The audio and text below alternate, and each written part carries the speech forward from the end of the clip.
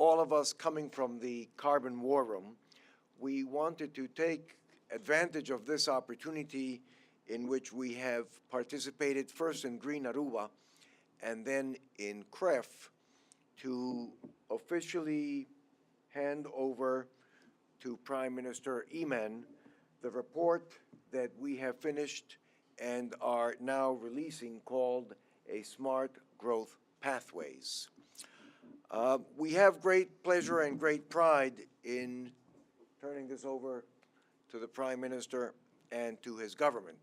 And I would like to start off by introducing the colleagues that come from the Carbon War Room that have been very actively engaged in this. So Peter Boyd, our Chief Operating Officer, Hilary McMahon, our Director of Research and Intelligence, Maya Dulub, who is our Project Manager with respect to our Smart Economies, Smart Islands Initiative, and Mark Grandi, who is our Director of Communications and Network Engagement. If I may share with you three things in the context of the report, and then three issues within the report, sir.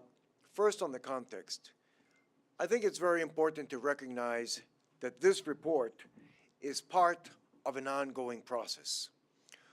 We were first introduced to the vision of Prime Minister Eman back towards the end of 2011, beginning of 2012, when he was already clearly enunciating a vision, a strategy of taking Aruba in the direction of a low carbon emission economy, of transforming itself into a much more competitive, much more thriving society that would be based on renewable energies when it came to its power.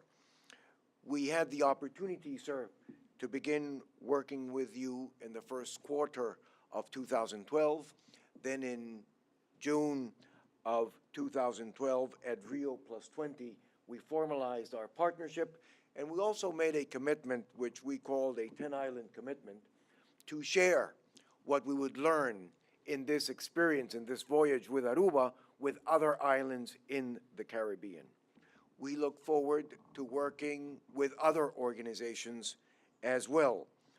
We also look forward to working with other partners that are here in Aruba that you have invited to come to Aruba, sir, such as TNO out of the Netherlands, and partners that the Carbon War Room has brought in to participate in this. After all, this effort, this vision of the Prime Minister is uncharted waters.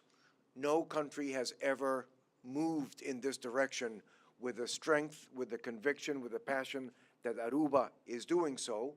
And quite frankly, that points out then to the opportunity of Aruba, sir, under your leadership, to become the country that is farthest out there in terms of transforming itself into a low-carbon economy.